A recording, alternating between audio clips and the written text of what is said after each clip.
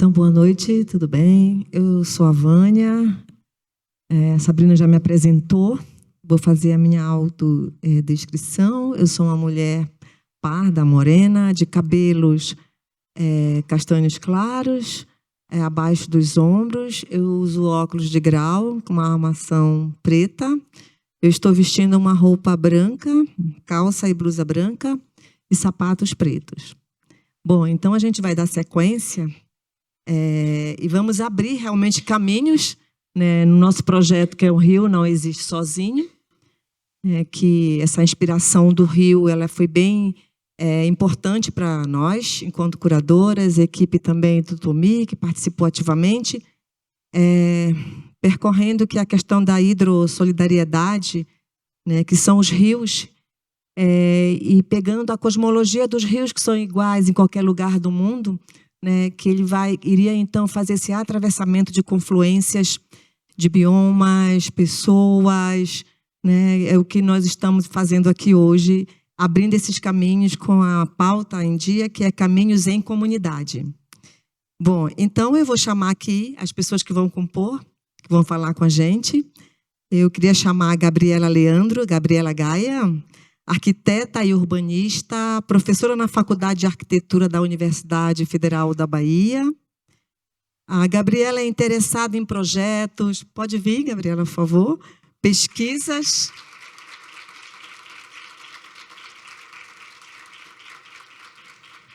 Pesquisas e práticas criativas interdisciplinares, nas quais busca aproximar o campo da história, da arquitetura e das cidades com os estudos negros e feministas, atuando em publicações, exposições, projetos curatoriais, assessorias e formação. Seja muito bem-vinda, Gabriela. É um prazer, uma honra enorme te ter aqui, mana. Obrigada. Bom, vou chamar agora a Letícia Grappi, que é arquiteta também pela Universidade Federal da Bahia, trabalha com projetos e obras de baixo impacto ambiental, co-criadora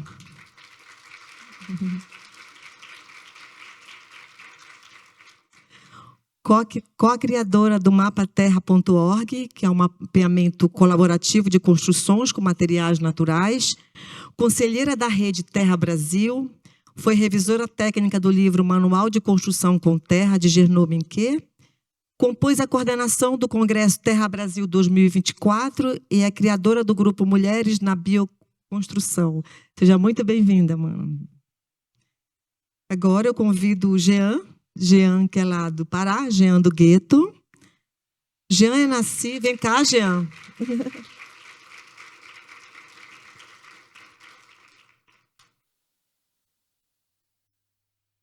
Seja bem-vindo, meu querido. Sente aqui. Jean, ele foi nascido e criado no bairro periférico Jurunas, que é um bairro intenso, um bairro de muita criatividade, né? Um bairro incrível que o Jean vai estar falando para a gente, em Belém do Pará. Jean é ativista, engenheiro cartógrafo e produtor cultural. Fundou o Sebo do Gueto em 2018 e o Gueto Hub em 2020, promovendo leitura e empreendedorismo na comunidade. Jean alia a cultura à luta climática, ajudou a criar a COP das Baixadas para debater justiça climática nas periferias. Vale ressaltar, quando nem se cogitava em ter COP em Belém, o Jean já vinha fazendo todo um movimento interessantíssimo em Belém do Pará, nessa perspectiva de conscientização, grupos e comunidades. Seja muito bem-vindo, meu querido. E a gente vai iniciar com o Jean. Por favor, Jean, vamos lá. Muito obrigado, Vânia. Peço perdão pela minha voz. Eu comecei a ficar assim que cheguei em São Paulo. Depois do que o professor falou, né? Depois de tudo que o professor falou. Trouxe uma apresentação, mas na verdade ela não é bem uma apresentação, são só fotos. Gostaria muito, na verdade, de conversar, né? Acho que esse tema, né, esse nome, né, O Rio Não Existe Sozinho, ele chama muito para justamente a gente, né, se juntar, né, se unir, ao mesmo tempo sem perder a nossa individualidade, nossos contextos, aquilo que a gente traz, aquilo que a gente defende.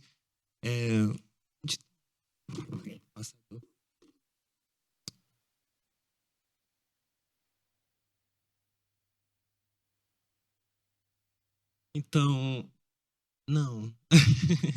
Eu gostaria de falar aqui, sentado como todo mundo está. É, Então, antes de começar a conversar, na verdade, eu vou passar bem muito rápido para vocês entenderem como isso tudo que a Vânia estava falando se relaciona com o que a gente quer conversar, né? Porque a gente está falando sobre cultura, sobre literatura, e logo depois a gente está falando sobre uma COP das Baixadas, que é um movimento de Belém, né? Então, aqui é uma foto da Associação dos Moradores da Quintino, da década de 80, e ao lado está a minha mãe. Minha mãe foi presidente de uma das gestões dessa associação de moradores.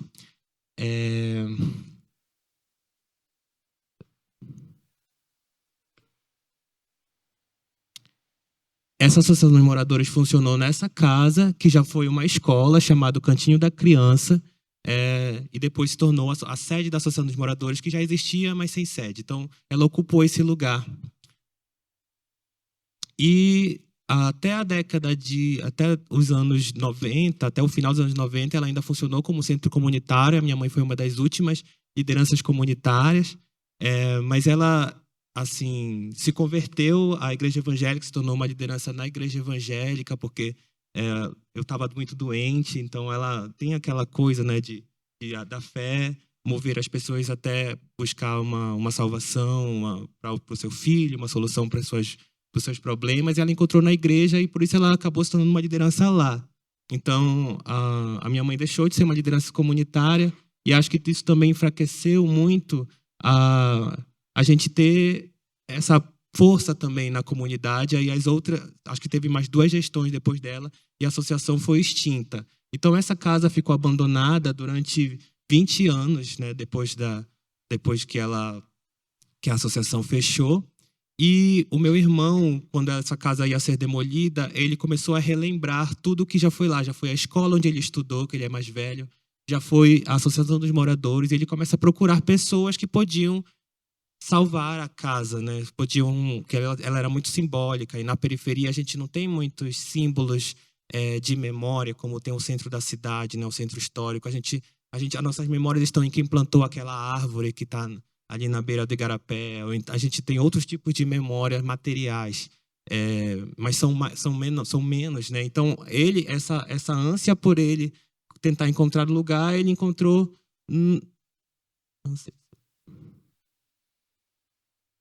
Ele encontrou no meu pai, que era pedreiro, e aí ele conseguiu restaurar essa casa com muito esforço. Meu pai não está mais aqui, ele faleceu em 2022, e essa reforma foi feita em 2020.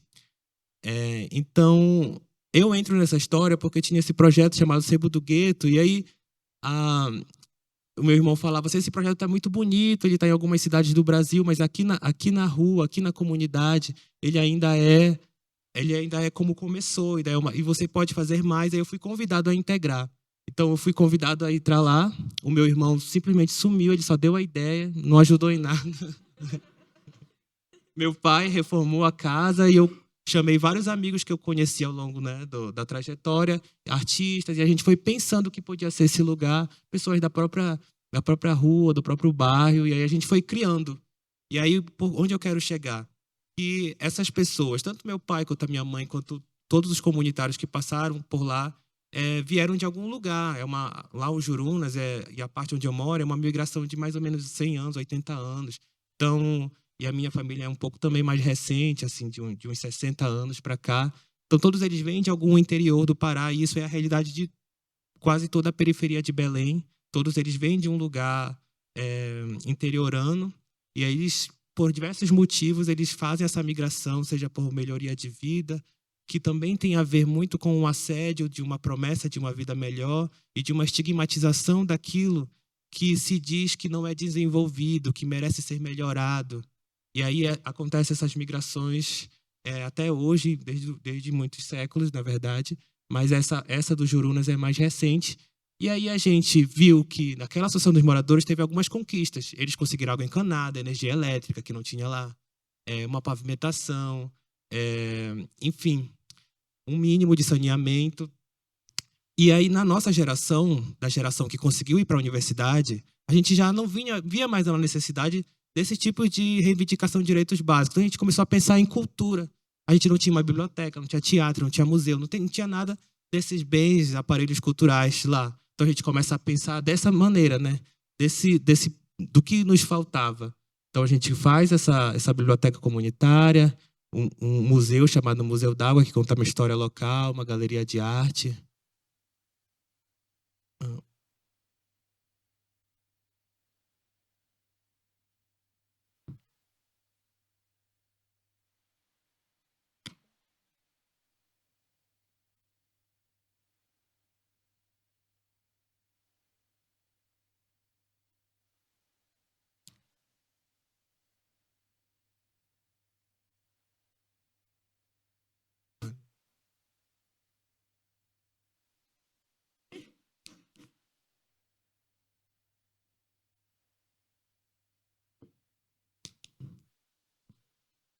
Sim, ela só tem mais uma foto. Esse slide só tem mais uma foto, que é a gente fazendo uma ação chamado... Não, tem mais dois projetos. Um projeto Museu d'Água, que a gente passa um rio, um braço de rio na frente desse centro comunitário, né? E aí a gente, desse centro cultural, que já foi um garapé, onde minha avó lavava roupa, já tomou banho, como diversos igarapés também, né, Vânia, da cidade sofreram a intervenção da canalização e do serviço que esse rio passa a prestar, de, na verdade, deixar de ser esse bem coletivo para ser um recurso de drenagem e de esgoto, né? Enfim, ele passa a servir a cidade inteira, né? Os canais que geralmente estão nas periferias, eles têm essa transformação ao longo do tempo. Então ele passa a ser, na verdade, um problema. Aquilo que fazia parte passa a ser um problema. E aí a gente, através do Museu d'Água, faz um projeto de muralismo que conta a história dele para a geração Z, que não conheceu ele dessa forma. E aí a gente conta essa história. E isso chama a atenção de organizações mais maduras da cidade que já trabalhavam com justiça climática e elas estavam chamando a atenção para a gente, falando, vocês estão falando de racismo ambiental. E a gente, assim, e de clima. Falei assim, não, a gente não está falando de clima, a gente está falando de memória, a gente está falando de cultura. Não, vocês estão falando de clima. E aí a gente passa assim, nesse enfrentamento do tipo de não aceitar que a gente está entrando numa pauta climática, até o momento que a gente começa a perceber que sim, aquele rio foi negligenciado, aquelas pessoas que moram na margem também são negligenciadas, porque quando você diz que um território tem prioridade ou que aqueles problemas podem esperar um pouco mais, você está dizendo que um território, que aquela população, que geralmente também é racializada, ela não merece ser respondida rapidamente, como é o que acontece com os povos quilombolas e povos indígenas. Os povos indígenas estão resistindo há tanto tempo, eles podem esperar um pouco mais, é o que se dizem. Então, a mesma coisa acontece nas periferias, nas favelas, nas baixadas. Então, um pouco das fotos do Ghetto Hub, das transformações, né? Aqui é esse canal que passa na frente, essa é a comunidade de lá, né? Os jovens que atuam no Ghetto Hub, essa é a comunidade que mora lá mesmo, né? Enfim, são ações culturais em geral. Esse é o igarapé, que passava na frente, e passa. Essa aqui era uma provocação de uma frase muito famosa, né? Que é pensar global, agir local.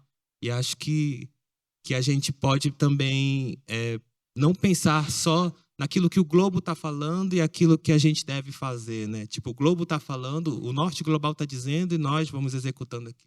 Porque se a gente for pensar no que eu falei no passado, essas migrações que aconteceram lá atrás, de uma população que já vivia há milhares de anos na Amazônia, assim, minha mãe que tem uma ascendência indígena, tanto de pai e de mãe, e o meu pai que é uma pessoa negra, eles vêm resistindo há muito tempo nas cidades onde eles estavam.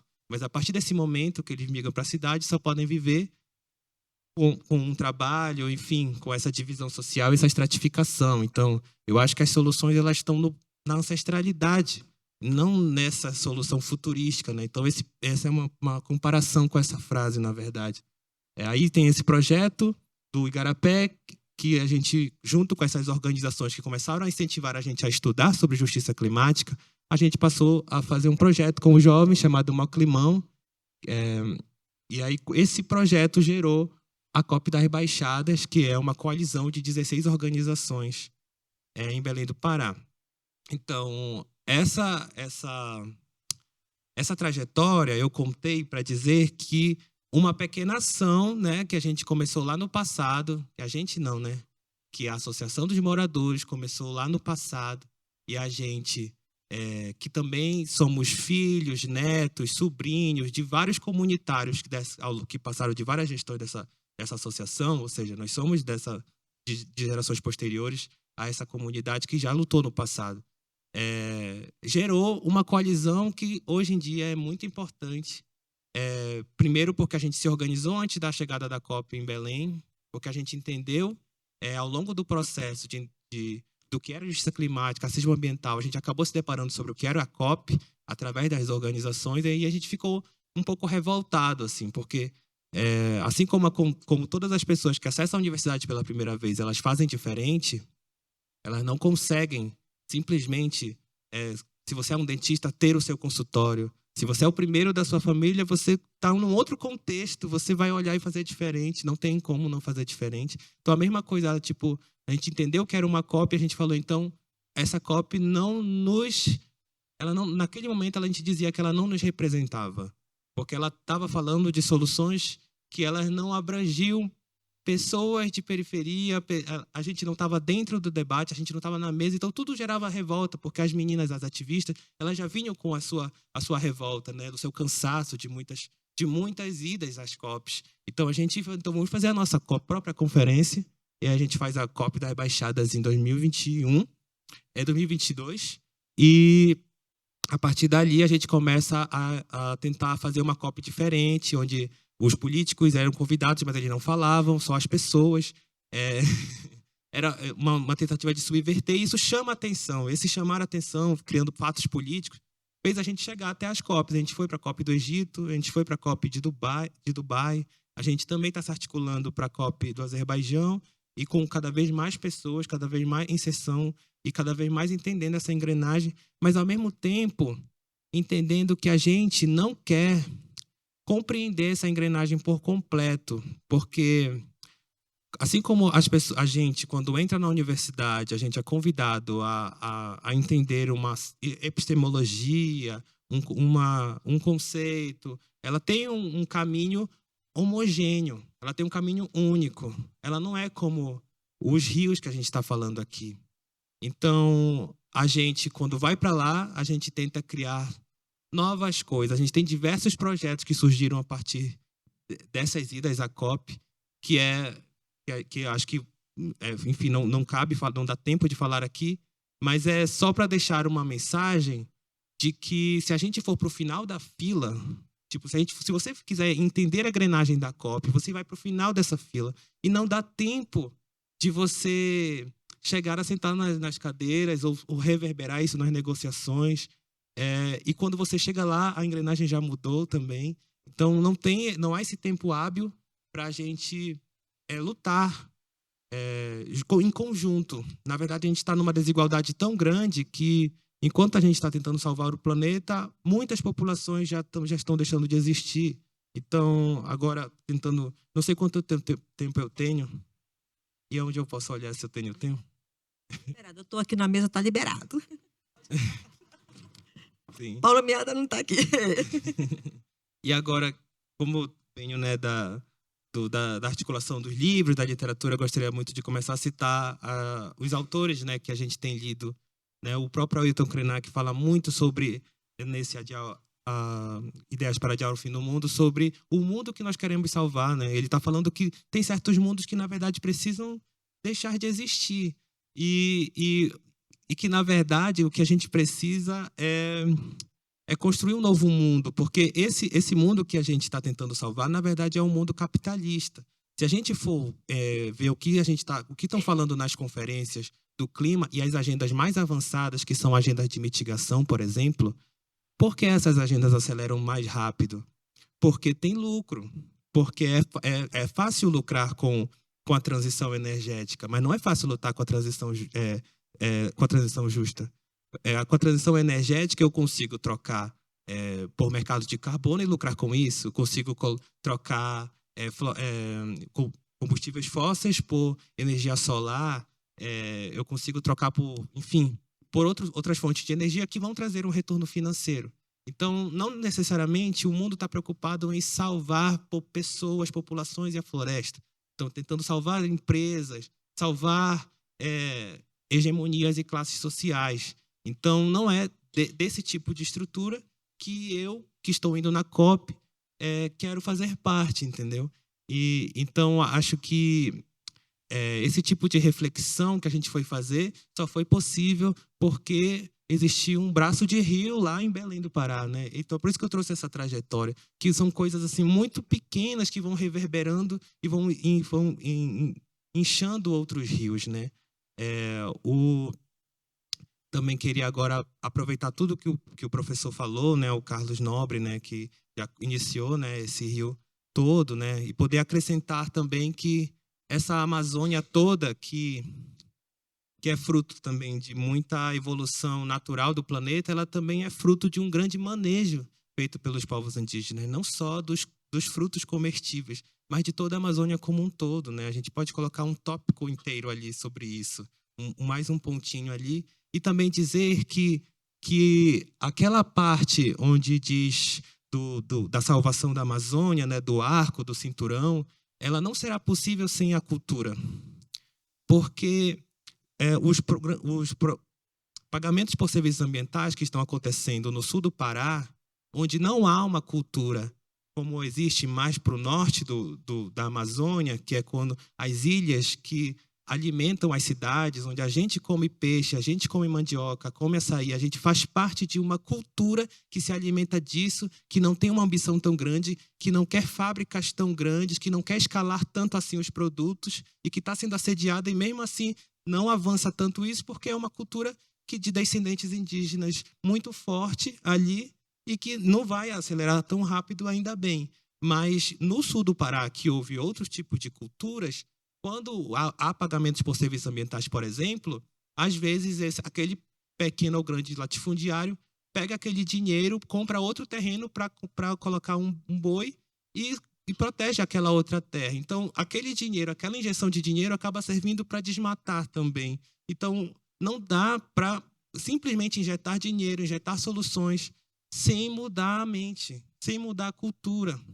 Então, o Krenak, assim como também o Nego Bispo, sempre estão falando sobre contracolonização e não só decolonização, né? Que decolonização é você inverter e ficar uma hora tal o outro, mas a contracolonização é você lutar contra a colonização, e nós que tivemos também que moramos nas cidades amazônicas, que já houve uma colonização muito forte, não terminar a colonização na gente. Porque é isso que também que a gente está lutando, né? São duas narrativas muito fortes sobre essa do ultradesenvolvimento da Amazônia, em contrapartida aquilo que, na verdade, está segurando o céu do mundo, né? Que é as pessoas ainda dependerem da floresta, ainda não serem tão ambiciosas, ainda não quererem escalar tanto produtos. Então, há uma luta realmente de dois tipos de pensamentos que são muito distintos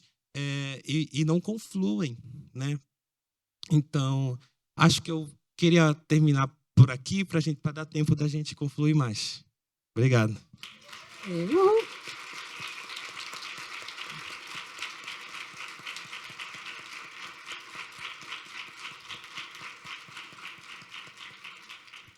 Obrigada, Jean. Antes de passar para a Letícia Grappe, eu adotei aqui a metodologia de já ir fazendo um breve de cada fala e, ao final, a gente abre para todos e vão ter perguntas, né, por escrito, tá? Essa vai ser a dinâmica. Bom, o Jean, né, ele falou aqui para a gente, ele veio de uma família de liderança comunitária, ficou adormecida, né, a partir da história e memória que perpassam por resistência. Então, o irmão passou essa missão para ele, essa missão ele tomou muito bem. O Jean tem uma representatividade muito grande, não só em Belém, mas no Brasil e no mundo. É importante legitimar e ressaltar, né? Ele inicia a biblioteca comunitária com a coletividade da comunidade. Jean também ressaltou o sonho de pessoas do interior do Pará que migram para a cidade, isso é muito recorrente na Amazônia. A cultura torna-se um ponto de atenção no Ghetto Hub, né? E a cultura está sendo extremamente transformadora, né? Através da criação da biblioteca comunitária, o museu de base comunitária e a galeria de arte. O Jean falou numa questão extremamente importante aqui, nessas soluções que vêm de dentro para fora para a Amazônia, de fora para dentro, né? Isso desde o processo de ocupação. Então, essas soluções de fora para dentro, nos inquieta, nos desassossega, nos irrita, a gente vira onça. Mas é importante falar, e o Jean deixou isso muito claro. Jean também questionou o quê aqui? Salvar o quê? O que querem salvar, né? Então, e ele diz que um braço de rio foi extremamente inspirador, e esse rio é de dentro para fora. Então, o Amazônida, nós amazônidas falamos de dentro para fora, né? E ele alerta, a cultura importa, e esses pensamentos díspares são extremamente conflitantes. Boas reflexões para todos nós aqui. Agora a gente vai passar a palavra, né, para Letícia Prata Grappe. Vamos lá, Letícia, com você.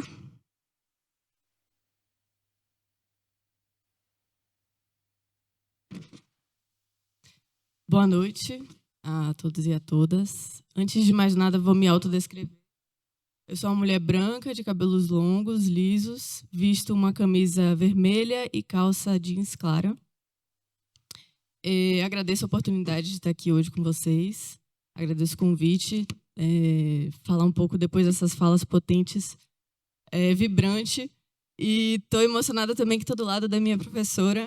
Fui aluna de Gaia na Faculdade de Arquitetura da UFBA, então é duplamente honroso para mim estar aqui agora. Bom, eu vou compartilhar um pouco com vocês sobre o processo construtivo de um centro socioambiental no assentamento João Amazonas, que agora é minha vez de dar uma travadinha. Espera aí. Opa. Espera aí, aqui. Bom, então, o assentamento João Amazonas é uma comunidade que fica no sul da Bahia, no município de Ilhéus. É uma comunidade que tem a cultura do cacau como predominante. O assentamento João Amazonas está localizado a cerca de 30 quilômetros de distância do centro de Ilhéus. E a escola mais próxima do assentamento está a cerca de 10 quilômetros de distância. Não existe transporte público dentro da comunidade. E o assentamento, abrindo caminhos em comunidade, eles se mobilizaram e fizeram um pedido para a prefeitura para que uma professora da escola municipal pudesse atender internamente dentro do assentamento.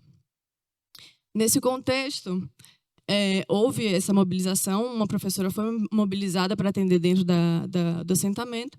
E aí, nesse contexto, junto com a ONG Global Social Brasil, foi pensado uma proposta de construção de uma escola para construir um espaço apropriado para essas atividades acontecerem dentro do assentamento. E aí a proposta se ampliou e, para além da escola, se tornar um centro socioambiental que abrigasse atividades pedagógicas e também atividades de cunho socioambiental e de cunhos de educação ambiental. Nesse contexto, a ONG me contrata para fazer o projeto arquitetônico. E aqui a gente vê a imagem de satélite do assentamento. A gente tem o rio Almada ali em cima, abraçando, para a gente navegar nesse grande rio que a gente está dialogando aqui. E o projeto ele é pensado no módulo 1, uma escola, módulo 2, uma biblioteca, e o módulo 3, uma sala multiuso. Esses espaços foram pensados para serem dispostos de forma para criar esse pátio central, e foram pensados também em módulos separados, não uma construção única, porque, primeiro, a gente, dessa forma, possibilitaria o uso de diferentes sistemas construtivos em cada um desses módulos, e também pelo fato de que a construção ela acontece através de verbas de doações. Então, é um dinheiro que vem de forma nem sempre regular. Então, construir em etapas viabilizaria o início e o fim de forma mais rápida, digamos assim. Essa é a planta baixa da escola. Agora a gente vai entrar bem num papo arquitetônico, diferente das duas falas anteriores, né? O projeto da escola ele é pensado em 2 blocos, sendo que cada um desses blocos tem 2 salas, e a possibilidade de ter uma sala mais técnica, sala de professores e salas de secretaria. Essas salas são pensadas para a educação infantil, e esses 2 blocos são conectados por uma varanda coberta. Ao centro dessa escola tem uma cisterna que capta a água da chuva e que abastece a escola e a biblioteca. A biblioteca tem uma sala ampla, né, que permite a disposição de estantes de livros, mesas de estudo, mesas de computador, 2 banheiros, uma sala de equipamentos e baterias de placas solares que atendem energeticamente o centro socioambiental. E a sala multiuso, que é uma sala que prevê atividades múltiplas. A estrutura foi pensada para utilização, para ser feita em bambu do próprio assentamento, colhido e tratado localmente, e as paredes de pau a pique. Esse é o único módulo que ainda não foi construído. E o Adobe foi o sistema construtivo pensado para a construção do módulo 1 e do módulo 2. É um material que remonta os primórdios da humanidade e está presente em diferentes culturas do mundo. Esse é um dos motivos da gente ter escolhido o Adobe, pela sua força da tradição. Também pelo fato de ser um material sustentável, pelo fato dele não ser queimado e ser feito a partir de materiais que têm baixa energia incorporada. E também pelo fato dele se assemelhar muito com o material mais popular utilizado na construção civil, que é o tijolo. Então, todos os construtores que têm o mínimo de conhecimento de nível e de prumo poderiam facilmente se adaptar ao uso do Adobe.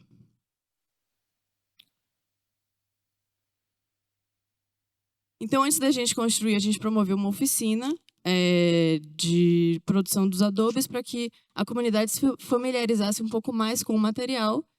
A oficina foi ministrada por um construtor local, Rafael Teixeira. E foi muito importante porque as pessoas começaram a ver de perto e entender o que é o Adobe.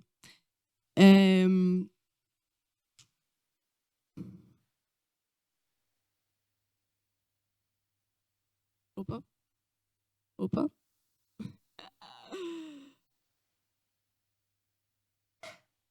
Bom, então o projeto ele se iniciou em dezembro de 2021 e o início da obra foi em maio de 2022, foi muito rápido, foi um período assim bem intenso. E em maio de 2022 eu acabei me mudando para o assentamento porque eu entendi que seria muito importante para o entendimento da obra e para a criação dos vínculos mesmo com as pessoas. E para mim foi uma experiência pessoalmente profunda e muito valiosa. Seu Rubens é uma figura muito importante no assentamento, ele é uma espécie de liderança lá dentro. E da nossa equipe de obras, que é toda composta por pessoas do assentamento, ele seria uma das únicas pessoas com experiência na construção civil de fato. Ele é mestre de obras e carpinteiro. E eu diria que um dos momentos mais desafiadores da obra foi a produção dos adobes. Produzir 12.000 adobes não é uma atividade simples. Eu já tinha experiência teórica com Adobe e uma experiência de produzir centenas de adobes, mas produzir 12.000 adobes foi realmente muito desafiador. E então foi uma novidade assim para todos nós naquele momento. A gente precisava entender a disposição dos materiais, a disposição da terra, da areia, o fluxo de chegada desses materiais, aonde a gente abriria essa massa, onde a gente produziria essa massa. Então realmente foi um momento de entendimento coletivo que a gente foi se adaptando ao longo do processo.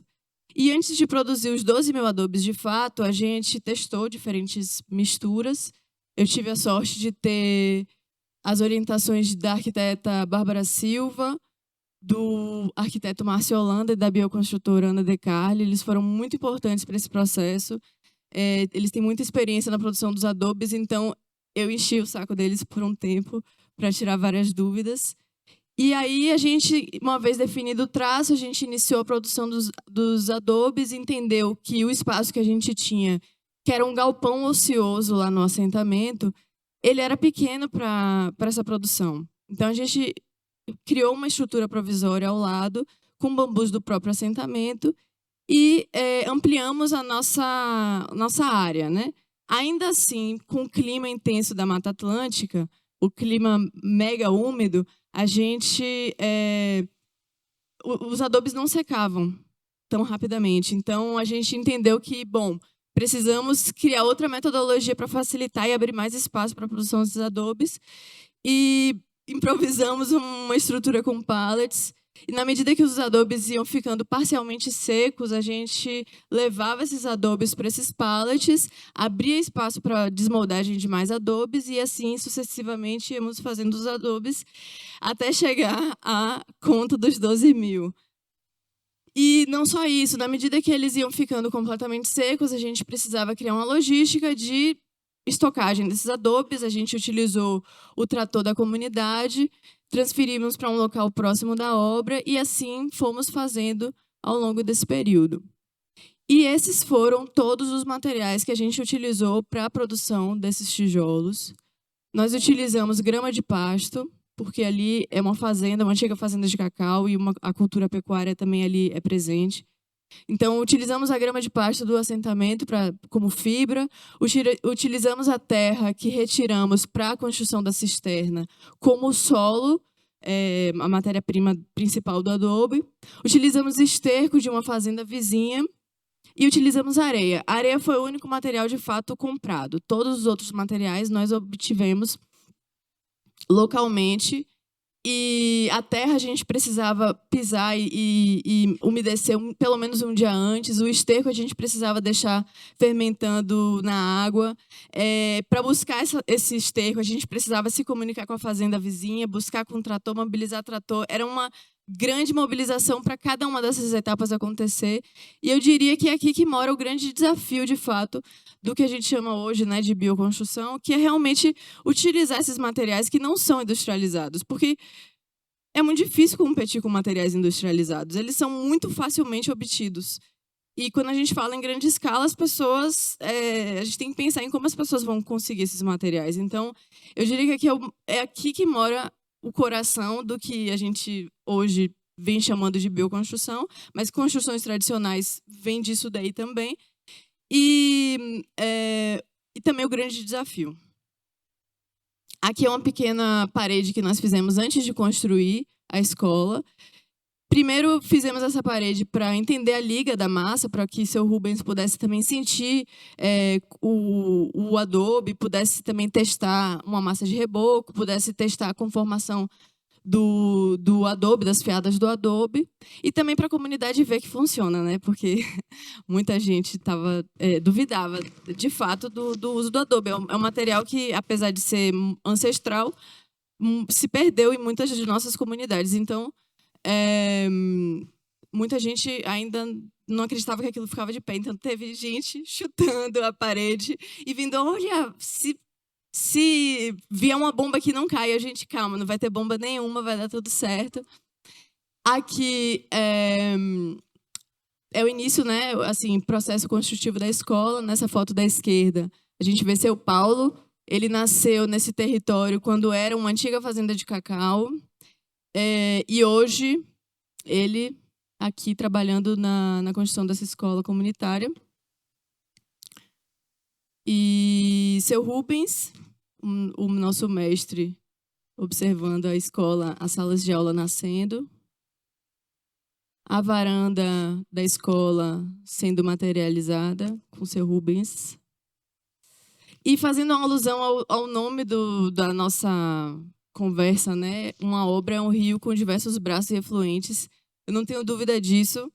Para uma obra acontecer, são muitos os braços desse rio que se abrem. Cada pessoa que faz um projeto, que faz uma contribuição, uma orientação, por menor que seja, pode ser uma grande contribuição. Então, uma obra definitivamente é um rio com diversos braços e efluentes.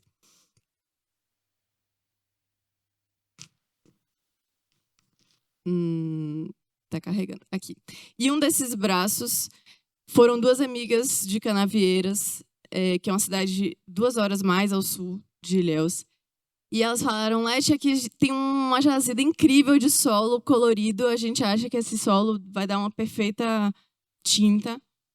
E não é que deu realmente. A gente coletou esse solo, eu levei para o canteiro de obras e a gente produziu...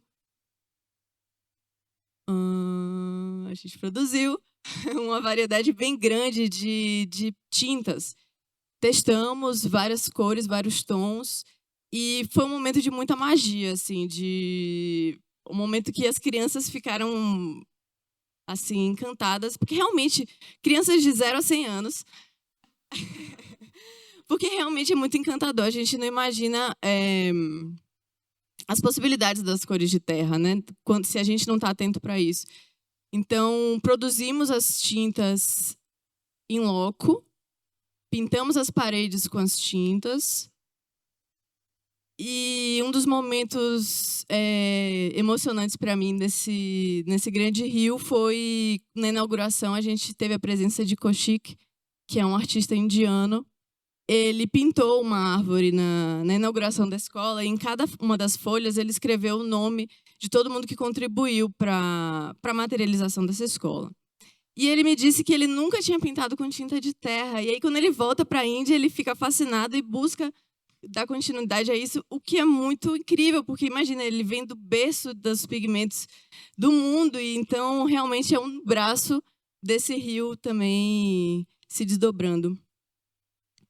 Imagens da escola pronta. Nessa imagem do canto inferior direito, nós vemos o pátio, e embaixo desse pátio está a cisterna, da qual retiramos o solo para produzir os 12.000 adobes que estão presentes nas paredes da escola e da biblioteca.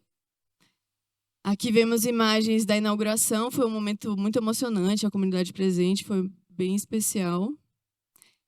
Na foto da esquerda, a gente vê as cisternas pré-fabricadas, e na foto da direita, o biodigestor, que é responsável pelo saneamento do esgoto da escola e da biblioteca. E tivemos a oportunidade de ter uma avaliação de ciclo de vida, um ACV, do projeto. E esse ACV, que é um estudo que avalia desde a obtenção dos materiais até a vida da construção durante seus primeiros 60 anos, esse estudo avalia o nível de impacto que a determinada construção tem. Esse estudo apontou que o projeto tem uma redução de 68% de emissão de gases de efeito estufa nesse período, né? Desde a obtenção dos materiais até a vida útil. E esse estudo nos ajudou a entender que realmente todas essas tecnologias ajudam, de fato, a reduzir os impactos. Depois da construção da biblioteca, que foi inaugurada em março desse ano, nós iniciamos a obra da biblioteca. Diferente da escola, a biblioteca contou com estrutura de madeira, e porque a escola, as paredes eram estruturais, todos os adobes estruturavam o telhado. O projeto estrutural, tanto da escola como da biblioteca, foi do arquiteto Daniel Marostegan. E no módulo da biblioteca, nós utilizamos os adobes como vedação.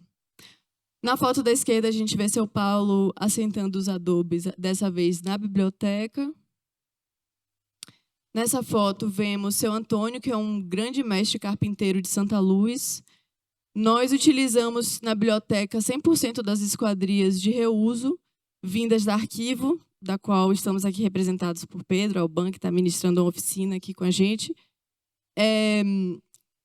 Seu Antônio possibilitou o reuso na biblioteca. A gente, na escola, também fizemos praticamente todas as esquadrias de reuso.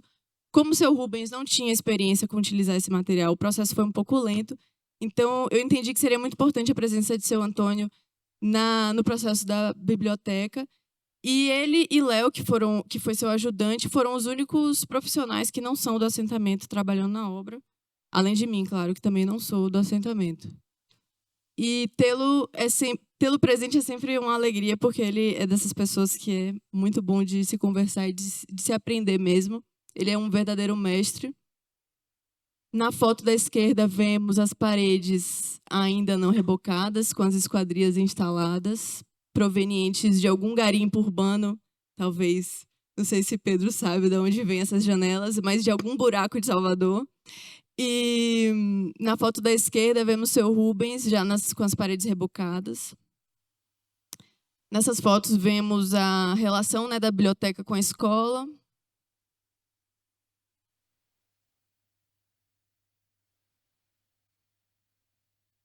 Algumas imagens da biblioteca pronta, fotos externas. E eu diria que, para finalizar aqui minha fala, eu diria que tão difícil, ou talvez até mais difícil do que abrir, não sei se mais difícil, mas tão difícil quanto abrir caminhos em comunidade, eu diria que sustentar em comunidade é muito difícil. Hoje, o nosso desafio é preencher esses espaços com vida e com ações educativas. Estamos lutando para que o poder público cumpra com a promessa de trazer mais professores e professoras para esses espaços. Enquanto isso, a comunidade se mobiliza para promover oficinas. A gente tem Dona Joselita dando aula de crochê, de costura, a gente tem Val dando aula de música. As atividades escolares que originalmente trouxeram essa escola também acontecem, mas a gente precisa de mais atividades para acontecer nesse espaço, mas eu tenho fé que a gente... Quero acreditar, queremos observar esse horizonte de que essas atividades vão acontecer, que mais e mais atividades vão florescer e que mais formações, inspirações esse espaço possa trazer, sobretudo trazendo educação ambiental, que esse foi um dos focos desde o início do projeto. E muito obrigada.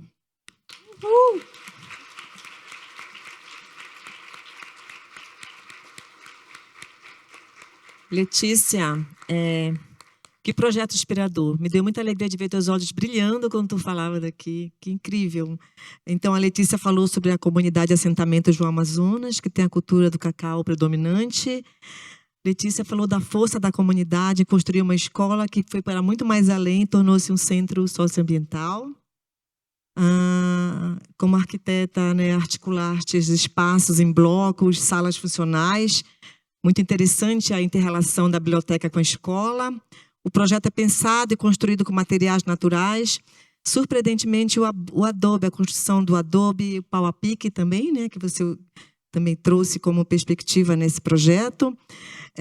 Promover oficina com a comunidade sobre a materialidade. Esse foi um ponto de atenção muito importante. Não é só chegar na comunidade, trazer a materialidade, mas promover as oficinas com a questão dos adobes foi um ponto de atenção importante.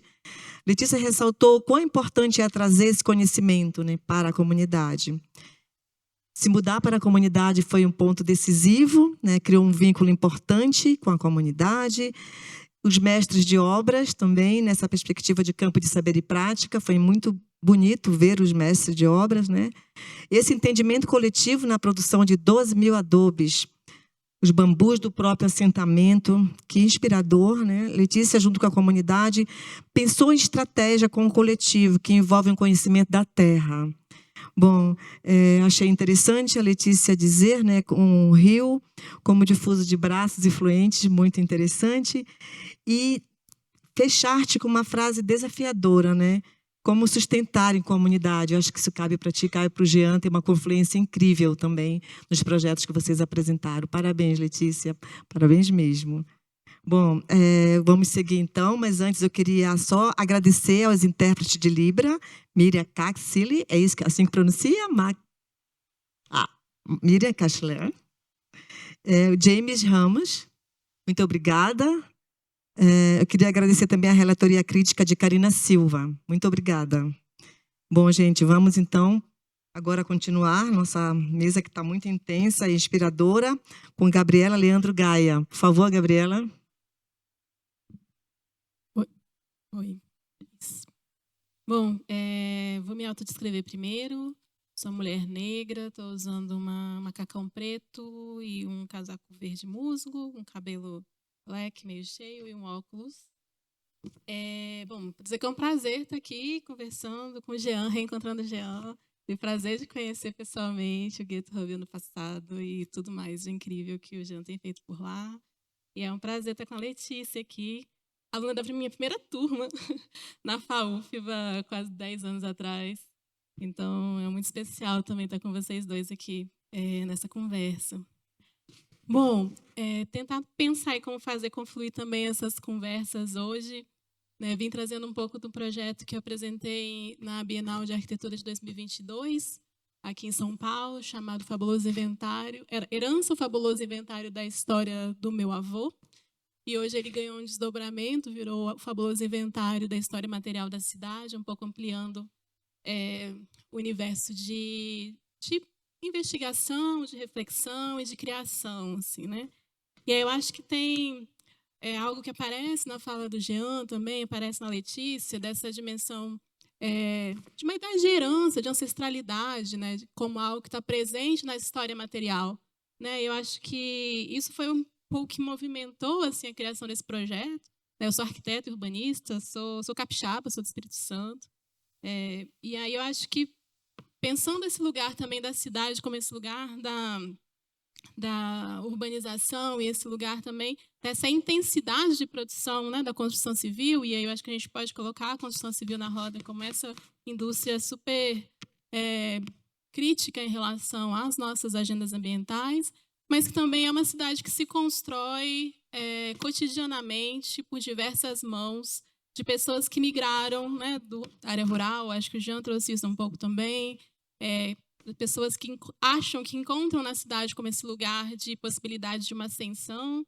E aí também sendo uma neta, então o projeto nasce um pouco disso. Assim, né? Eu sou arquiteta, mas eu sou neta de um avô que era marmorista, de um outro avô que era cavuqueiro, que extraía pedras das pedreiras que depois eram cortadas para virar muro de arrimo, paralelepípedo, calçado. E, em determinado momento, isso, para mim, pareceu muito central, de trazer essas histórias da construção desses sujeitos que são invisibilizados na história da construção das cidades e pensar, eu acho, a memória construtiva. Né? Eu acho que o Jean trouxe um pouco, quando ele falou do Ghetto Hub, que era essa casa, que era associação, falando desse lugar da memória da escassez de espaços memoráveis nos termos do que a gente classifica, né, em termos de patrimônio, em termos de monumentais, né? E aí, para mim, era muito importante pensar essa construção ordinária da cidade, né? Como é que a gente constrói ordinariamente memórias, e essas memórias são também memórias construtivas.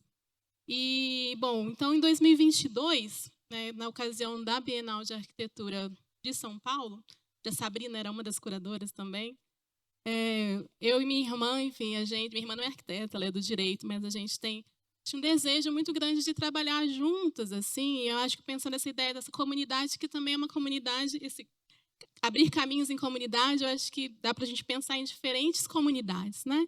Então, para mim, a comunidade familiar, não preciso passar, gente, eu já criei um vídeo com essas imagens aparecendo sozinhas para não precisar preocupar com isso, então deixa aí, elas vão só aparecendo.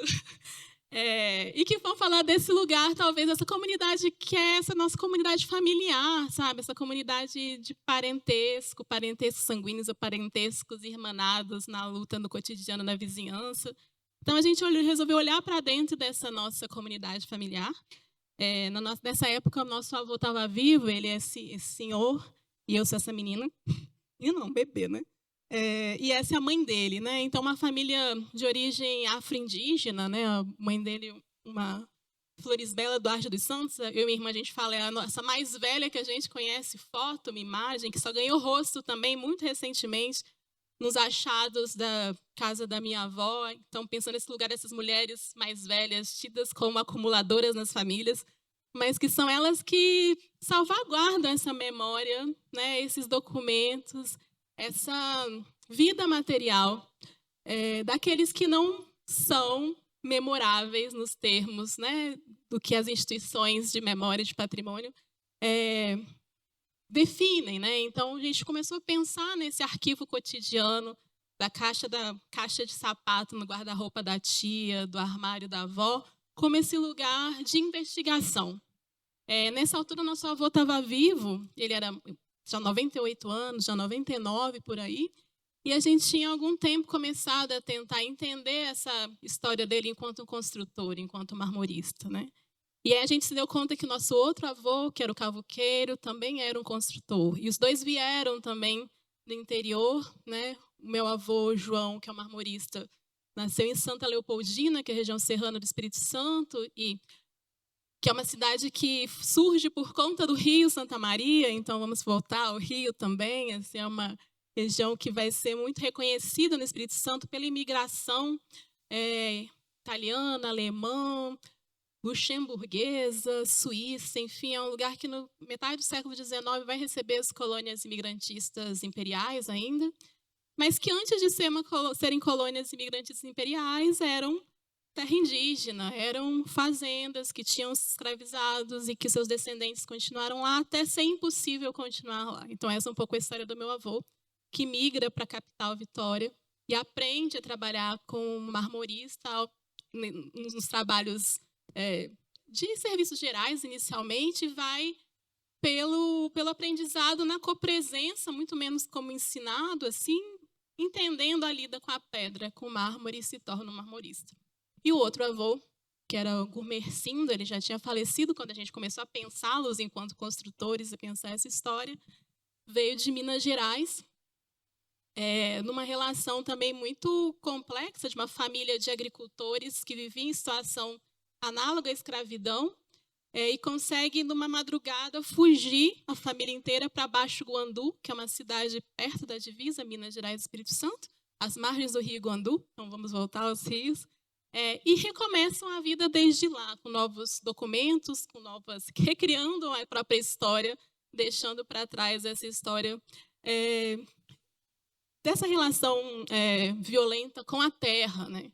E migra para Vitória para poder trabalhar. E aí, dentro dos trabalhos, começa a trabalhar. A construção civil é o lugar onde esse trabalho é possível, né?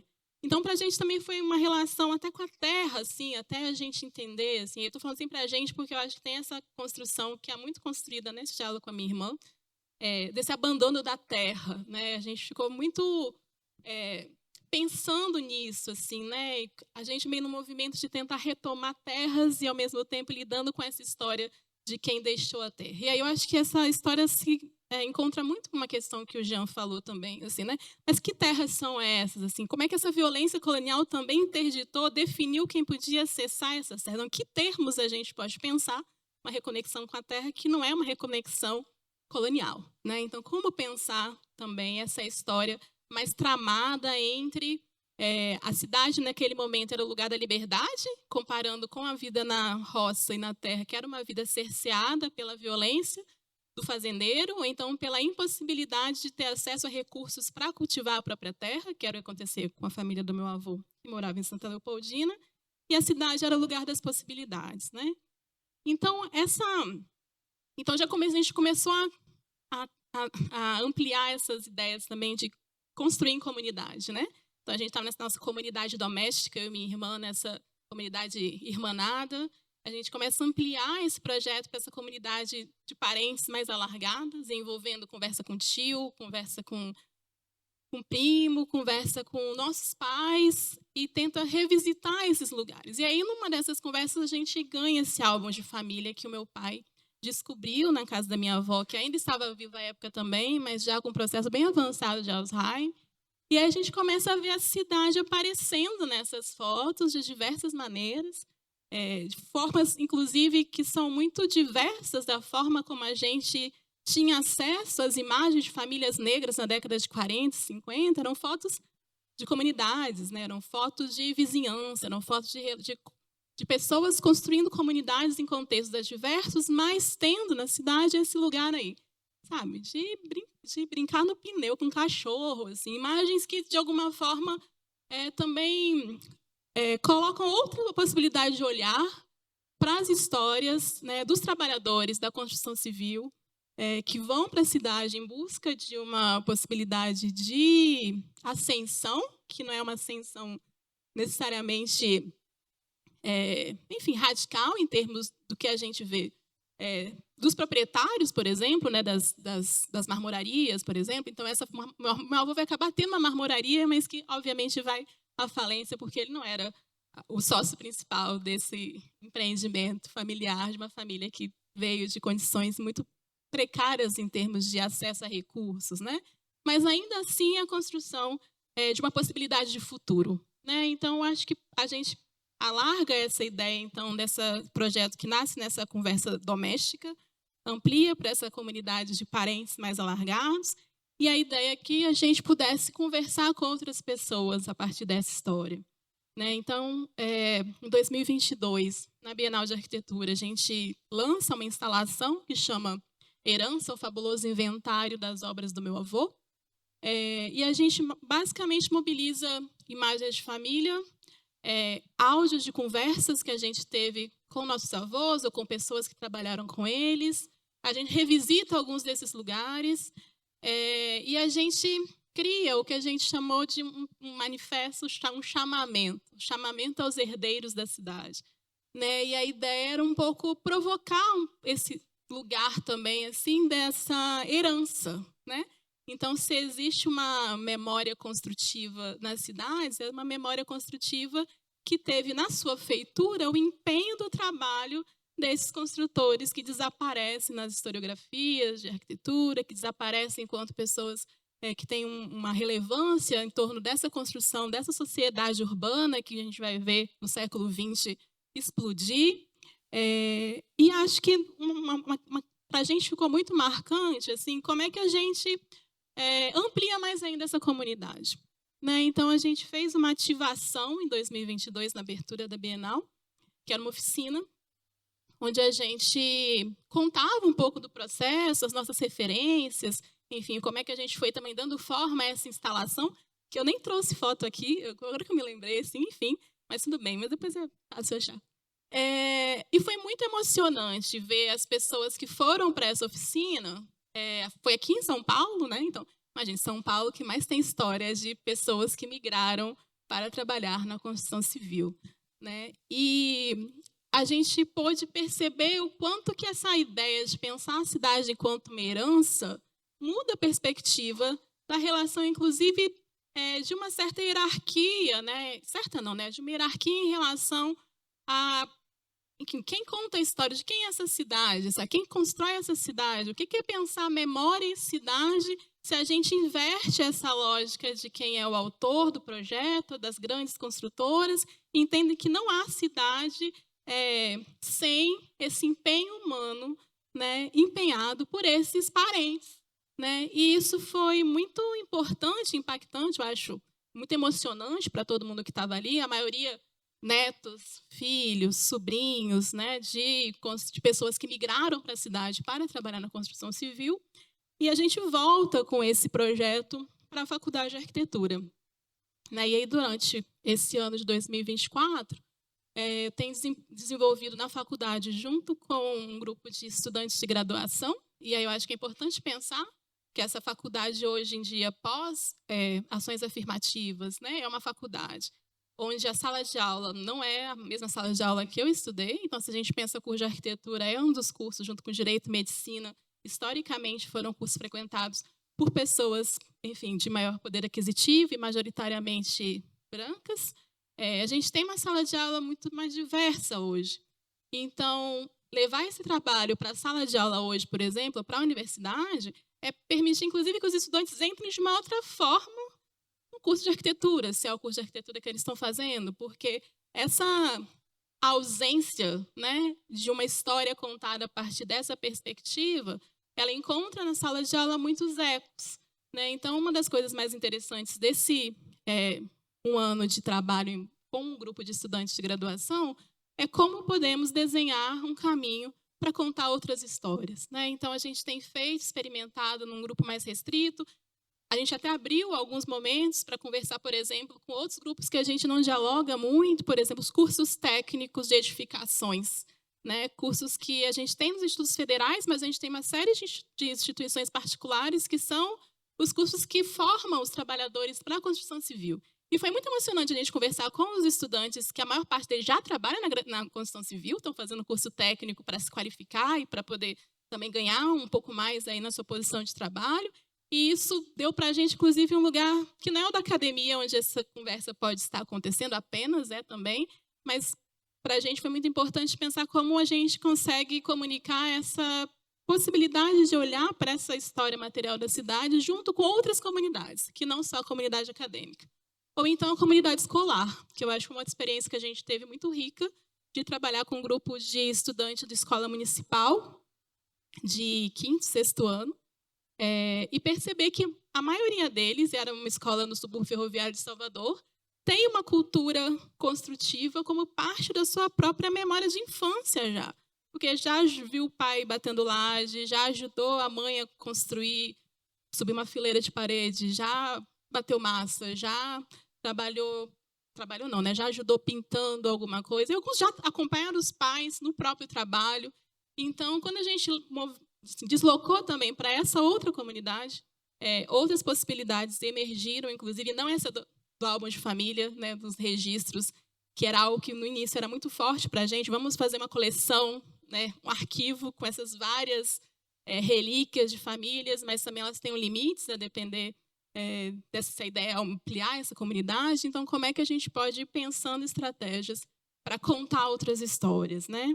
Então, eu acho que o momento do projeto está nesse desafio, eu acho, que é de pensar como é que a gente fabula comunidades, ao mesmo tempo que tem, eu acho, uma temporalidade. É possível pensar essa temporalidade da comunidade como mais longa, mais larga, né? Quando a gente recupera essa história construtiva dos nossos avós, ou das casas que eles moravam, ou das casas que eles ajudaram a construir e que, de algum modo, são subsídios materiais para que a gente tivesse possibilidade de conviver, né? Então, acho que, para a gente, essa ponte também geracional tem sido muito importante. Então, como é que a gente pode também fabular comunidades com essas distâncias temporais, recorrendo às histórias ancestrais como algo que nos conecta?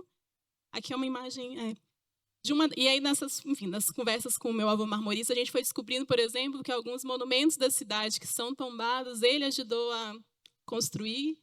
E aí foi muito também emocionante revisitar esses lugares que, para mim, eram extremamente familiares da minha formação de arquiteta e de história da arquitetura, que nunca tinha imaginado esse objeto, que é uma concha acústica no Parque Moscoso, na capital Vitória, pudesse ser uma evidência, né, dessa lida com a matéria, né, com essa expertise do trabalho que o meu avô teria, né, desenvolvido, enfim, trabalhado, atuado.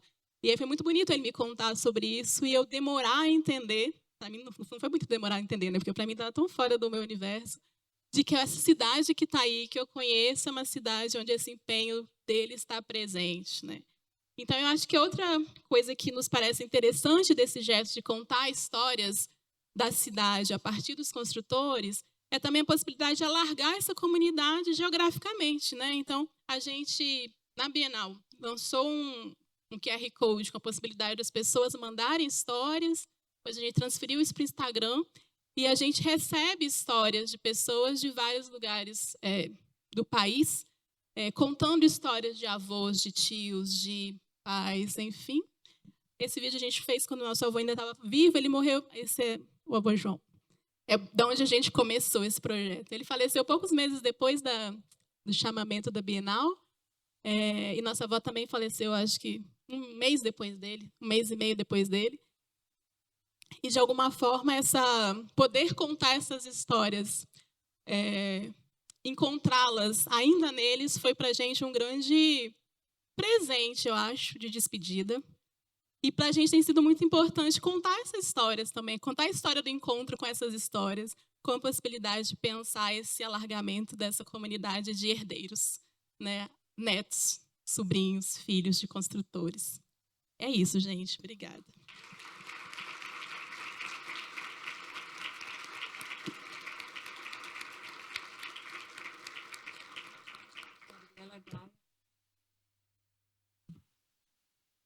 Alô? Segura aqui. Gabriela Gaia, então, encerra aqui a nossa mesa, né? Através do fabuloso inventário da história material da cidade, com o fabuloso inventário do avô. Gabriela nos fez refletir, pensar o lugar da cidade e a construção civil, ressalta a ancestralidade familiar e como foram invisibilizados na memória construtiva. Gabriela também trouxe uma questão importante de pensar a construção ordinária com memórias construtivas. Como fazer, né? Como pensar, como abrir caminhos em comunidades e como essa comunidade, né, parte também de parentes próximos, vizinhanças aproximadas. Então, olhar para dentro, para a história e memória que salvaguarda a vida material. Achei muito incrível a questão do arquivo cotidiano como lugar de investigação. Achei muito interessante enquanto pesquisa, arquivista, buscar, revirar, rememorar, né? Falou do avô marmorista, o trabalho do avô marmorista, o avô construtor, reunir a própria história e migrar, né, essa vitória da construção civil. Como pensar histórias, tu indagastes, né? Como pensar histórias, como construir esses caminhos. Então, a cidade como lugar de possibilidades, construir em comunidades através de escutas, fotos, construção na possibilidade de futuros através de parentes alargados. Achei isso, parentescos alargados, um ponto de atenção muito significativo. Então, esse chamamento aos herdeiros da cidade, aliado à memória construtiva. Pensar a cidade enquanto herança remete a uma prospecção. Eu trouxe essa palavra prospecção, que vem da arqueologia, que eu gosto muito, né? Através de pesquisa, inventários, imagens. E aí, me parece que uma intencionalidade muito forte está demarcada no teu projeto. Tornar essas pessoas visíveis. É isso. Então, essa mesa foi muito instigante e a gente acredita que os três aqui têm uma confluência interessantíssima. O rio. O Jean, através de um rio, ali naquele que passou ali, construiu o Museu das Águas, alargou para a comunidade. Gabriela, idem, você também. Né? E como esse rio, né, trouxe todas essas confluências e como fez jus ao nosso projeto. O rio não existe sozinho, porque todos os três aqui são projetos pensados com comunidades, com os outros, e nunca sozinho. Então, é isso. A gente tem um tempinho ainda, creio que 10 minutinhos, porque a gente tem que fechar aqui no local. Estou atenta, que é o horário. Vocês podem fazer perguntas através... Quem quiser escrever, trazer uma pergunta, por favor. Por favor, Emmanuel. Vamos abrir o quê? Para 3 perguntas? Dá tempo, gente? Dá. Rapidinho, boa noite. Tem que identificar? Não. Bem... Eu sou Emanuel Franco, eu sou artista visual, sou de Belém do Pará, sou diretor do Museu de Arte Sacra em Belém. Eu quero só dar uma complementação no que o Jean falou a respeito dessa trajetória e desse interesse todo nesse projeto lá no bairro dos Jurunas. E como a gente está comentando aqui, que a questão de que o rio não existe sozinho, o bairro dos Jurunas, onde o Jean mora, onde o Jean construiu esse projeto, é um bairro que teve uma influência muito grande da questão do rio Guamá. Então, o rio Guamá, que banha Belém, que continua a banhar Belém, naquela fronteira, ele tem uma influência muito grande no bairro dos Jurunas. Tanto é que as ruas do bairro dos Jurunas são todas oriundas da questão indígena. Então, Pariquis, Tupinambás, Apinagés, Caripunas, Tamoios. Então, são ruas que são, digamos assim, dentro desse, eu diria assim, desse clima natural, amazônico, tão presente naquele bairro. E eu estou dizendo isso porque eu também nasci e fui criado no bairro dos Jurunas. Então, se você não sabia... Então, a minha infância toda, a minha adolescência toda foi no bairro dos Jurunas. E culturalmente, o bairro dos Jurunas tem uma influência muito grande dentro da questão cultural de Belém, porque lá nasceram muitos artistas que hoje atuam também dentro da cadeia produtiva de Belém, como Dina de Oliveira, Néder Charone, eu, enfim, Gabi, e outro, Gabi Amarantos. Amarantos, exatamente. Leona Vingativa. Que? A Leona Vingativa. A Leona Vingativa. E, na realidade, o bairro dos Jurunas, por ser um bairro culturalmente muito efetivo dentro da comunidade de Belém, tinha atividades assim dos segmentos culturais, de vários segmentos, além da questão da produção das artes plásticas naquele momento, como também do teatro e da literatura. Então, também, algumas pessoas fizeram teatro naquele bairro. Tinha teatro amador no bairro dos Jurunas. E eu também fui artista de teatro amador no bairro dos Jurunas. Foi aí que também a minha formação na área do teatro, fazendo escola de teatro, veio uma influência muito grande do bairro dos Jurunas. Então, eu acho que só reforçando o que Jean falou, Perfeito, professor. Obrigada. dessa influência muito grande dessa comunidade jurunense. É isso. Perfeito. Belém é terra indígena. Mais uma pergunta. Temos tempo para mais uma pergunta, creio, né? Para encerrar aqui.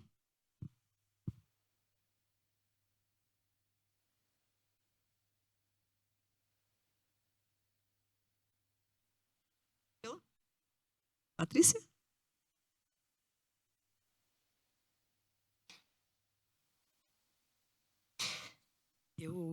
Boa noite. Eu cheguei tarde e não sei se vocês chegaram a falar disso, mas eu acho que uma das coisas mais bonitas que a Bienal das Amazônias trouxe para o Brasil, do ponto de vista da pesquisa cultural e da possibilidade de, como vocês estão usando o termo, alargar, eu vou dizer, alargar conhecimentos, é o fato de que eles trouxeram a ideia de quanto o rio significava definitivamente para todas aquelas comunidades. Quando eles criaram o termo bubuia para essa Bienal, foi por conta de uma ideia maravilhosa, extremamente poética, baseada na ideia de que o ribeirinho, quando as terras se soltam do lado das beiradas, elas começam a andar soltas e os ribeirinhos juntam a sua canoa a nessas árvores ou plantas que estão nessas terras e se deixam andar, se deixam levar pelo rio até seu próximo destino. E que essa ideia, de alguma forma, trouxe uma ideia quase que filosófica de bubuiar, ou seja, poder descansar e pensar entre um lugar e outro sobre a vida, sobre o momento. Eu queria dizer que isso me pareceu simplesmente incrível no sentido de como cada lugar constrói sua própria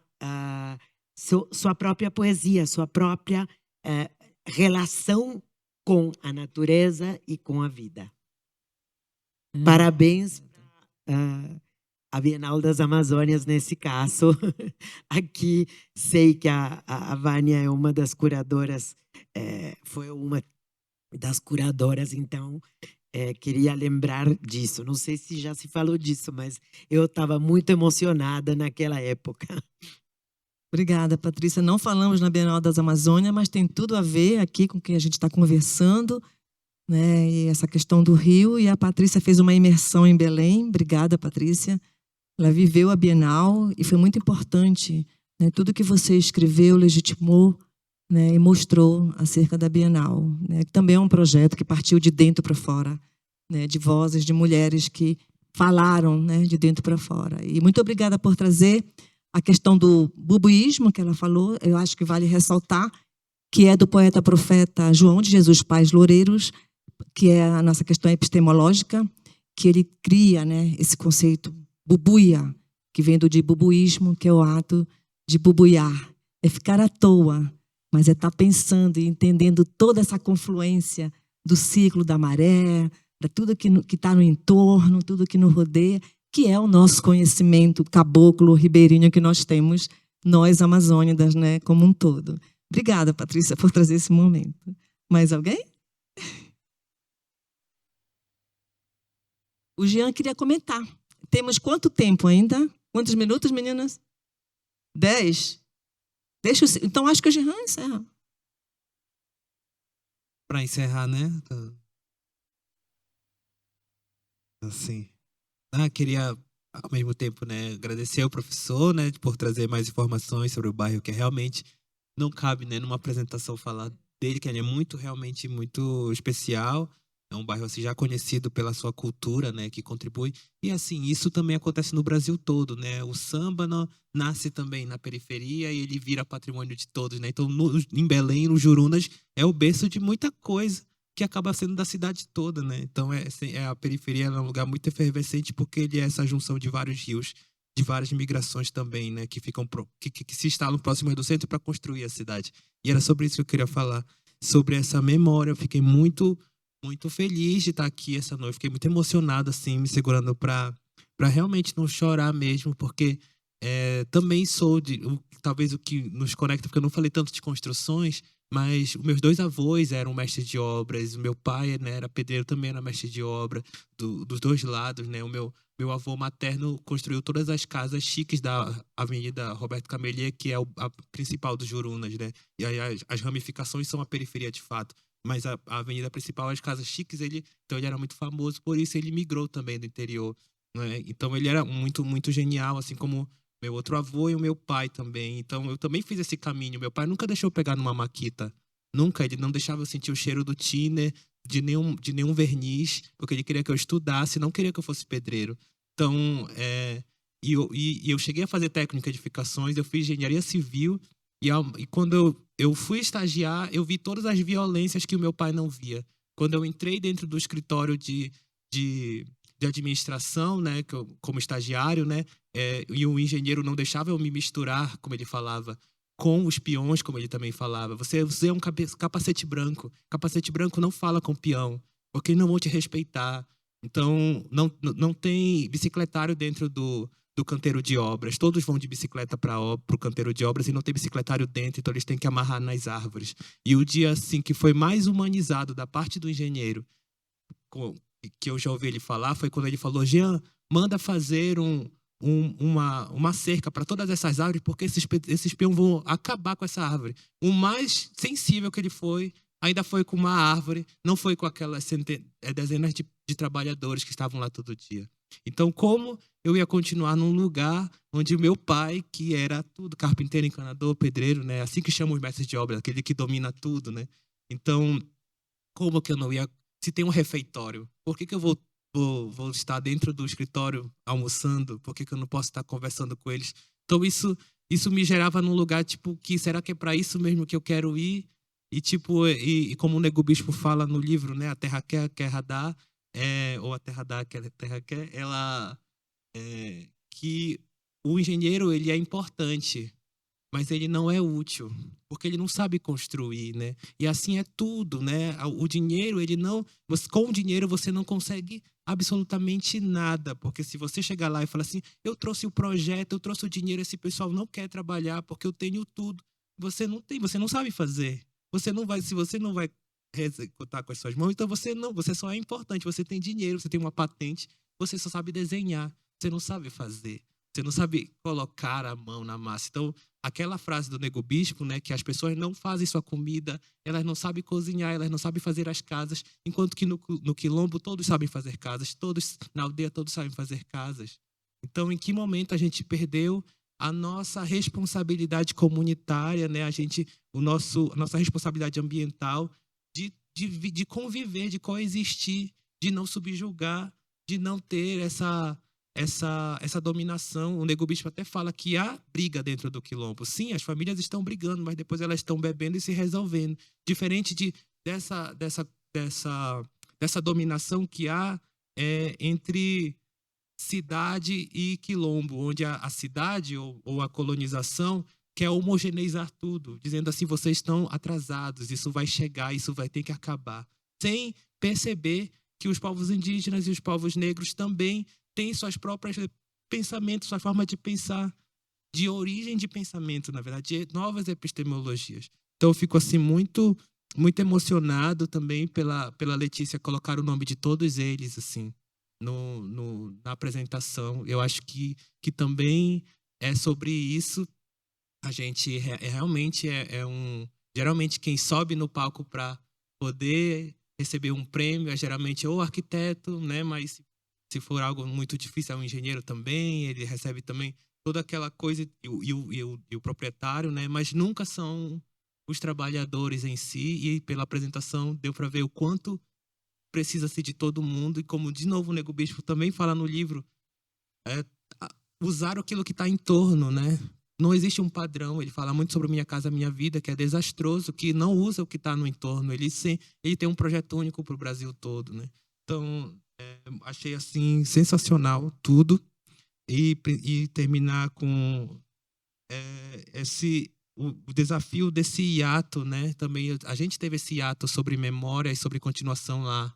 Então, como a gente, com o desafio de sustentar, né? A Letícia falou, uma coisa que a gente iniciou. Então, lá no passado eles iniciaram, aí houve o hiato, as crianças tinham uma vaga memória da Associação dos Moradores, então como a gente consegue continuar?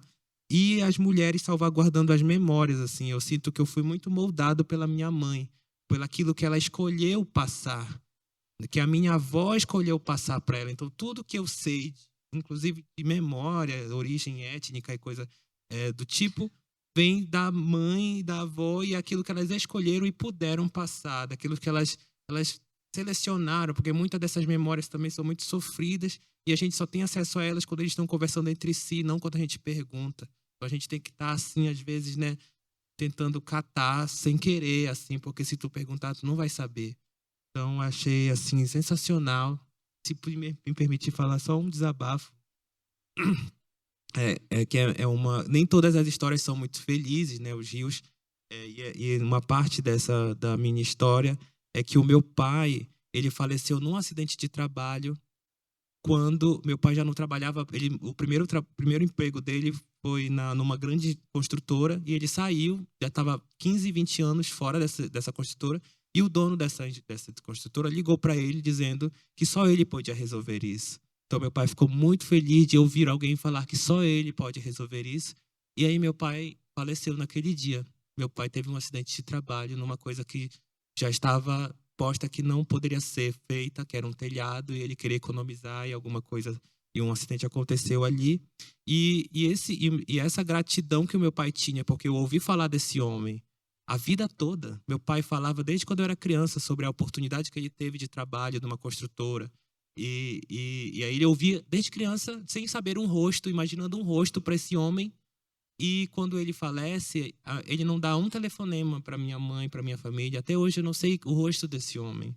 Então, olha só o quanto a diferença da gratidão que o meu pai tinha em relação ao patrão, e o quanto ordinário para ele era o meu pai. Era só um trabalhador. Então, é só para dizer o quão importante é instrumentar a memória. Isso que vocês estão fazendo, assim, é sensacional. É maravilhoso mesmo, assim. Muito obrigado.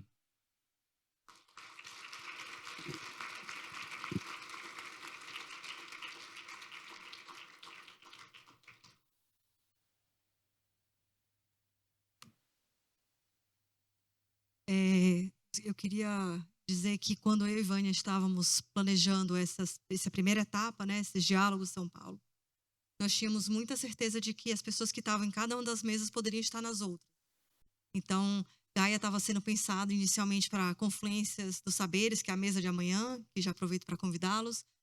Letícia estava pensando na última mesa da questão dos resíduos, dos usos, e a gente foi pensando, enfim, formou-se essa mesa por várias questões de ordem, inclusive prática também, e me parece muito feliz toda a discussão que traz, né? Se a gente começa esse evento com a fala do professor Carlos Nobre, quase que falando assim, gente, vamos todos nos ferrar muito daqui a pouquinho, ou nossas próximas gerações, mas ele fecha com um lance de otimismo e falando que é possível ainda transformar. Eu acho que essa mesa abre também nesse sentido. O projeto, desde o começo, né, Vânia, a gente pensava que a gente também queria lançar sementes e mostrar possibilidades de atuação, de construção, de como o Jean trouxe, de viver nesse mundo também. Então, acho que cada uma dessas experiências se articulam, dialogam entre elas nesse sentido. Então, agradecer muitíssimo, passar para a Vânia para encerrar e para convidar, reforçar o convite para amanhã, às 19 horas, desculpa, participar da próxima mesa. Antes de encerrar, eu queria só que vocês finalizassem cada uma, por favor. Depois a gente encerra. É importantíssimo. Por gentileza.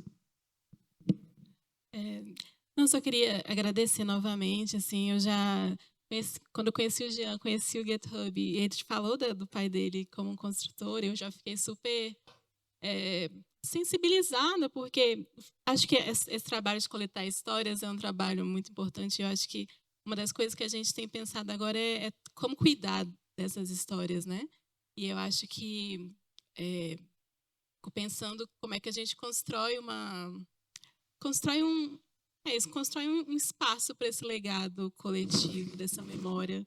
Me parece um grande desafio, porque isso não são histórias só vitoriosas, não são histórias só... São histórias também onde essa violência está posta, mas, ao mesmo tempo, a violência também não reduz essas existências, né? Então, eu acho que um grande desafio que a gente tem, assim, dessa geração, que não é do seu pai, não é do meu avô, né? Essa geração que está agora, claro, assim, muito informada pelo que as gerações anteriores foram construindo, como é que a gente reivindica essa memória, que é uma memória inevitavelmente atravessada por muitos processos de violência, mas são também memórias que construíram a vida que viabilizou que a gente estivesse aqui, lutando por essas memórias, né? Então, eu acho que é fino isso, assim, entender também como, né? Assim, para mim, esse como assim, a gente consegue denunciar, porque eu acho que tem um tom de denúncia que é importante, mas, ao mesmo tempo, honrar, mas também disputar, né? Reivindicar que o que está aí, tipo, não foi, não brotou, né? Assim, é fruto de trabalho e de persistência e de construção de estratégias de manter a vida apesar das violências, né? Então, agradeço, Jean, pelo feedback, Vânia, e acho que fiquei muito emocionada vendo o slide da Letícia, não só pelas presenças dos construtores, pelos nomes, mas pelo fazer. E eu acho que a gente passa tão, enfim, nosso campo disciplinar é tão alheio, né, a essa lida com as pessoas e com a feitura, a concretude das coisas, que eu fico muito feliz de estar aqui nessa mesa com vocês, muito feliz de reencontrar a Letícia aqui. Obrigada, Gabriela. Letícia, por favor. Agradeço também as falas, estou assim, impactada. E eu fico pensando, porque eu trouxe a experiência do Centro Socioambiental, né? Mas é muito importante lembrar que esse centro é uma ponta de uma ação coletiva do próprio assentamento, assim. Porque como é que esse assentamento existiu, nasceu? É um movimento de reforma agrária. Então, antes disso tudo, dessa experiência construtiva acontecer, foram muitos anos das pessoas se dedicando para poder conseguir morar e ter um espaço para viver. Então, pude compartilhar uma experiência que foi muito valiosa, muito bonita, mas ela é fruto de anos e décadas da comunidade do assentamento João Amazonas. Vale lembrar que, no sul da Bahia, os assentamentos, as plantações de cacau tiveram uma baixa com a vassoura de bruxa, que foi um fungo que devastou as plantações. Nesse momento, nasce o movimento de luta pela terra, e, nesse momento, produtores, trabalhadores das fazendas que tinham como os donos os coronéis de cacau, que têm histórias devastadoras, perversas e bem sanguinárias mesmo, no sul da Bahia e certamente em outros lugares do Brasil. Esses trabalhadores se veem sem trabalho porque não tem mais cacau, que era a principal fonte de produção, se unem, fazem um movimento de luta pela terra e, na década de 90, o que então viria a ser o assentamento de João Amazonas ocupa a estrada da rodovia que conecta Ilhéus a Uruçuca. As pessoas moram a comunidade, né, ocupa essa estrada vivendo de forma bastante precária, embaixo de lona.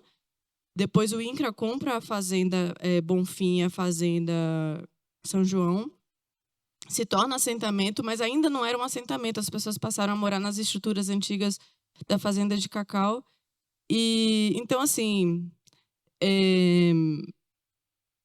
o que eu pude trazer aqui é um momento pontual, mas vem de uma trajetória muito longa de desafios. Não dá para também, de forma nenhuma, podemos romantizar essa história, porque uma vez que assentados, é muito difícil também manter, porque imaginem, trabalhadores rurais, quando recebem 7 hectares de terra, sem uma herança financeira, como é que vai gerenciar isso sem capital de giro? Então, é muito difícil também, uma vez que recebe a titulação de terra, esse processo é difícil. A luta ainda não termina aí, né? Muito longe disso. Então, tem muito o que se fazer, né? Mas acho que a gente nunca pode perder a esperança. E, mais uma vez, agradeço a oportunidade de estar aqui. Obrigada, Letícia. Bom, gente, então a gente encerra aqui hoje, né, esse início tão inspirador. Eu quero fazer um agradecimento especial ao Paulo Miada, que me convidou para integrar esse projeto, né, a Gabriela, que esteve no nosso primeiro encontro, a minha parceira de curadoria, Sabrina, que desde janeiro a gente vem pensando, reelaborando, desassossegando, construindo, desconstruindo. Quero agradecer imensamente a toda a equipe do Tomei Ontac, que tem me recebido com muito apreço. Obrigada, né? Obrigada, Jean. Obrigada, Manas. Vocês foram incríveis. Eu acho que a confluência aqui foi muito bem atravessada. Muito obrigada mesmo. Obrigada a todos e todas que ficaram até este momento aqui com a gente. Obrigada, queridos. Obrigada.